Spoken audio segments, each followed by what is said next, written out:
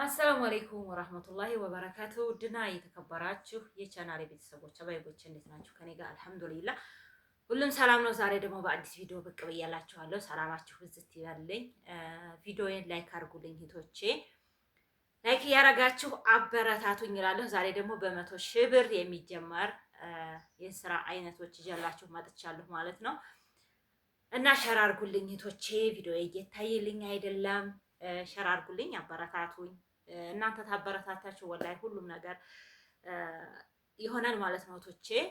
እና ዛሬ እንግዲህ በ100,000 ብር የሚጀመር አንደኛ የያዝኩት ጫማ ቤት መክፈት 100,000 ብር በቂ ነው እህቶቼ። የ100,000 ብር ስራ ዋናው ሙሉ ሱቅ ላይከፍት ይችላል ማለት ነው። 100,000 ብር ሙሉ ሱቅ አይከፍትም አገራችን ላይ ማለት ነው። እና ያው 100,000 ብር አንዴ በቦርሳችን ይዘን ወዲያ ወዲህ የምንለው ወይም ገባ ይዘን ሂደን የምንገበይበት የቤት አስፈዛ የሚገበይበት ነው አሁን ላይ ኢትዮጵያ ማለት ነው እህቶቼ። እና 100,000 ብር ብዙ ባይገዛም ግን አንድ ሰው 10,000 ብር ራሱ አንድ ሰው ታወቀበት ብዙ ነገር ይሰራል ማለት ነው። 10,000 ብር እውቀት ጋር ብዙ ነገር ይሰራል ማለት ነው። ስለዚህ 100,000 ብር ጫማ ቤት መክፈት ትችላላችሁ ማለት ነው። ጫማ ቤት ደግሞ ታውቃላችሁ፣ ጫማ ቤትና እቃ ቤት በጣም አትራፊ እንደሆነ ታውቃላችሁ ማለት ነው እህቶቼ። እውነቴን ነው የምላችሁ። እንዲህ ጫማ ቤትና እንዲህ እቃ ቤት በጣም አሪፍ። አሁን ላይ ደግሞ ተጠቃሚው በተለይ የእቃ ቤት ማለት ነው፣ የእቃ ቤት ተጠቃሚው ሰው ብዛት ሲኖር ተጠቃሚው ደግሞ እንደዛው ማለት ነው። እንደዚህ አሁን ላይ ደግሞ እንትን ምንድነው መኸር ምናምን ስለሆነ በጣም እቃ ቤት አንሺው ብዙ ነው ማለት ነው እህቶቼ። እና እቃ ቤትና ጫማ ቤት መክፈት ትችላላችሁ እና እሱ ደግሞ በጣም አትራፊ ነው። የእቃ ቤት 100%፣ ጫማ ቤትም እንደዛው ማለት ነው። ስለዚህ 100,000 ብር ካላችሁ እነዚህን መስራት ትችላላችሁ ማለት ነው። ዋናው የሰው ልጅ የየአካባቢ ሁኔታ ይለያል ማለት ነው። እኔ አሁን 100,000 ብር ኑሯችሁ ከተማ አካባቢ ጫማ ቤት ወይም እቃ ቤት ክፈቱበት ብያለሁ። ገጠር አካባቢ ያላችሁ ደግሞ በጎች ማድረብ ትችላላችሁ፣ መጠበቅ ትችላላችሁ። እነሱን ገዝታችሁ ወይም ፍየሎች ማለት ነው። እዚህ አዱንያ ነገር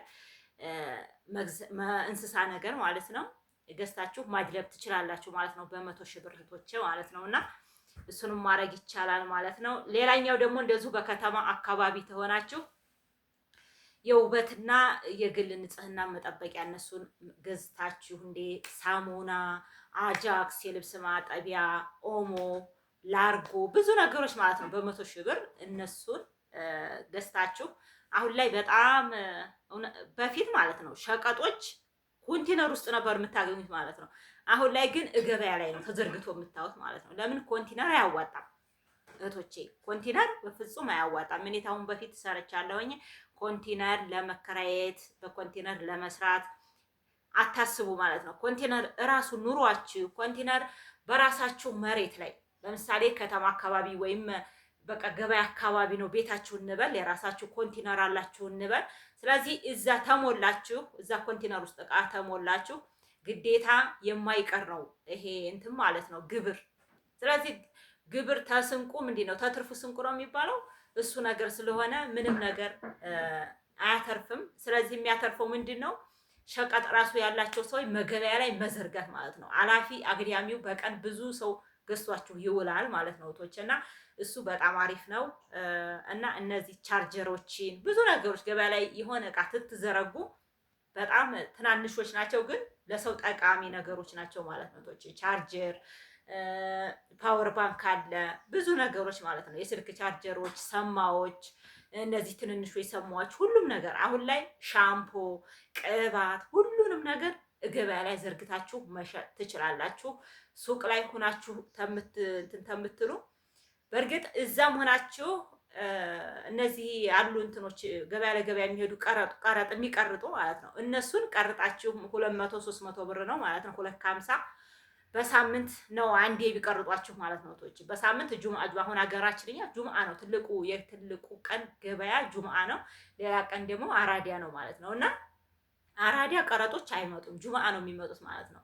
እስከ ሳምንት ድረስ ትገበያላችሁ። ቢያንስ እንደው ጁምአ ብዙ ትሸጣላችሁ ማለት ነው። ዘርግታችሁ ሽጣችሁ ብዙ ነገር ትሸጣላችሁ።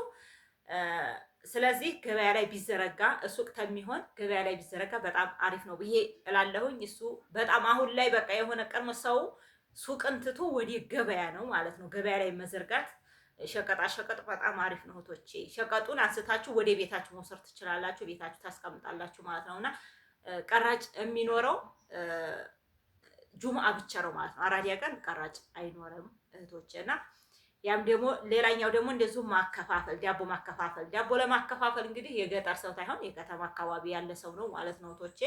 ዳቦ ማከፋፈል እሱ ተቻል ቤታችሁ ጋግረው ማከፋፈል ነው።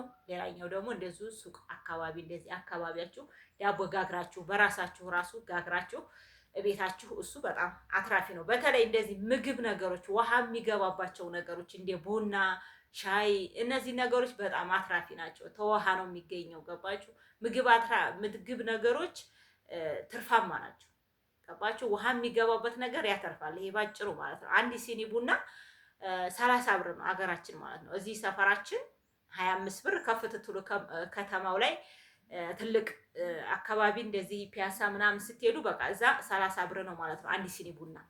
ስለዚህ ቡና 100% እንግዲህ ያተርፋል ማለት ነው። ጎበዝ ተሆናችሁ በቃ እውነት ያኔ ቡና የሚሸጥ ሰው ጎበዝ ግዴታ ጎበዝ ይላል። ባንክ አካባቢ በቃ ትንሽ ቦታ ነው አንከርት ለማስቀመጫ ከሰል ምናምን እንደዚህ ለውዝ ደግሞ ለውዝም ይፈላል ማለት ነው። ለውዝ ልክ እንደ ቡና ይፈላል። በፔርሙስ ታረጉታላችሁ አፍልታችሁ እሱን መሸጥ በጣም ያተርፋል እሱ ማለት ነው። ለውዝ ከቡና ጋር ቢሸጥ በጣም አሪፍ ነው። እነሱንም ማረክ ትችላላችሁ ማለት ነው። ሌላኛው እንግዲህ ያው ሌላ ቦታም ስለተናገርኩት ነው እንጂ እንቁላል በጣም አሪፍ ነው። እንቁላል ነጋዴዎች እንግዲህ እንቁላል ይሰበር ይመስለናል፣ ግን እንቁላል የሚነግዱ ሰዎች ትርፋማ ነው ይላሉ ማለት ነው። እንቁላል ግን ይሰበር ነው ይመስላል።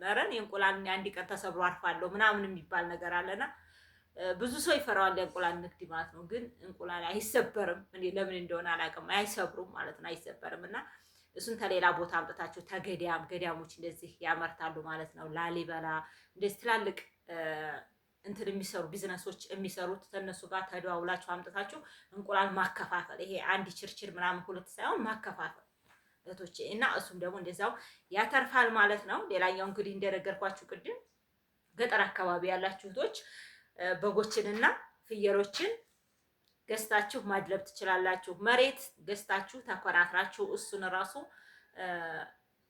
እንትን ማለት ትችላላችሁ ማለት ነው። መሬቱን ሽንኩርት መዝራት፣ ድንች መትከል፣ ሽንኩርት መትከል፣ ሚጥሚጣ፣ በርበሬ እነዚህ ነገሮች ብታረጉ በጣም ትርፋማ ትሆናላችሁ ማለት ነው። በእርግጥ ብዙ ነገሮች ማድረግ ይቻላል ማለት ነው። በ100 ሺህ ብር 10 ሺህ ብር ያሰራል፣ 30 ሺህ ብር። ዋናው ሰውየው ነው። ገባችሁ? ዋናው አላማ ነው። አላማ ተለለን በቃ ምንም መስራትም ራሱ 1 ሚሊዮንም ብንይዝም አላማ ተለለን ምንም ጥቅም የለው ማለት ነው። ስለዚህ ስራን የሚሰራው አላማ ያለው ሰው ነው። ተነሳሽነት ኢነርጂ ያስፈልጋል ማለት ነው። የስራ ኢነርጂ ከሌለን ምንም የመስራት አላማ አይኖረንም። በቃ ሁልጊዜም እንደጨለመን ይህንን ብናረገውስ ይሄ ብናረገው ስንዋጣትና ገባ ጊዜ እንፈጃለን ማለት ነው። ስለዚህ ቶቼ 30 ሺህ ብር 50 ሺህ ብር ያሰራል፣ 100 ሺህ ብር ያሰራል። ገባችሁ? ስለዚህ አንድ ሰው አላማ መኖር አለበት። ወደ ሀገራችን ስንገባ ደግሞ ይሄን ነገር እሰራለሁ ገባችሁ? እሰራለሁ ብሎ ተገባ። ያንን ስራ መጥቶ እዚህ ቦታ ማንንም ሳያማክር ወደ ስራው ብቻ ማማከር ያለባችሁ እዛ ቦታው ላይ የሚሰራን ሰው ብቻ ነው ማማከር ያለባችሁ ማለት ነው። በእርግጥ አንድን ስራ አንድ ነጋዴ ስለዛ እቃ ብትጠይቁት አይነግራችሁም። ገባችሁ? ይሄን ያህል ያተርፈኛል ይሄን ያህል አይልም ማለት ነውና እናንተ በቃ ሰው በሰው ይሄ ነገር የአካባቢ ሰው ይሄን ነገር እዛ አካባቢ ብሰራ ያዋጣኛል ወይ ብትሉ እንደዛ ነው እንጂ ነጋዴውን ብትጠይቁት ይሄ ነገር ያዋጣል እንደዚህ ያዋጣም ብሎ እንደውም አያዋጣም ነው። በቃ ባጭሩ አያዋጣም ነው የሚለው ማለት ነውና ሰላማችሁ ብዝት ይበልልኝ። ዛሬ ደግሞ እንግዲህ በዚህ ለእናንተ ይጠቅማል ብዬ ይዤ መጥቻለሁ ማለት ነው። እስኪ ላይክ አድርጉኝ እህቶቼ። ሰላማችሁ ብዝት ይበልልኝ። አሰላሙ አለይኩም ወራህመቱላሂ ወበረካቱ።